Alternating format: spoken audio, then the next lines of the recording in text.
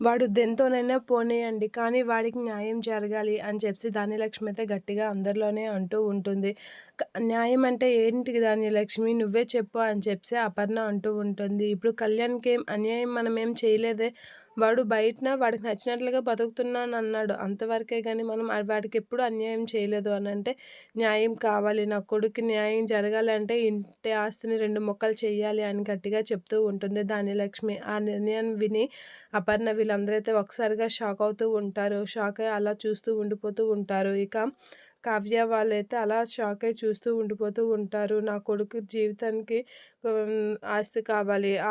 వాడి ఆస్తి వాడికిస్తే వాడే సుఖంగా బతుక్కుంటాడు కదా! వాడి ఆస్తిని వాడు అనుభవించుకుంటాడు కదా! అని చెప్పి అంటూ ఉంటుంది ధాన్యలక్ష్మి. ఆ మాటలకి "ఎందుకు అత్తయ్య మీరు ఇలాంటి నిర్ణయం తీసుకుంటున్నారు?" అని కావ్య అడిగేసరికి, "అసలు నువ్వెవత్తవే నా విషయం జోక్యం చేసుకోవడానికి మొగుడొద్దనుకొని, అత్తవారిల్లు వద్దనుకొని పుట్టింట్లో ఎళ్లి ఉండేది నీకు మా ఇంటి విషయాలు అనవసరం" అని చెప్పి కావ్యతో అయితే ధాన్యలక్ష్మి చాలా రూడ్‌గా మాట్లాడుతూ ఉంటుంది. అలా మాట్లాడేసరికి కావ్య ఏమనలేక అలా చూస్తూ ఉండిపోతూ ఉంటుంది.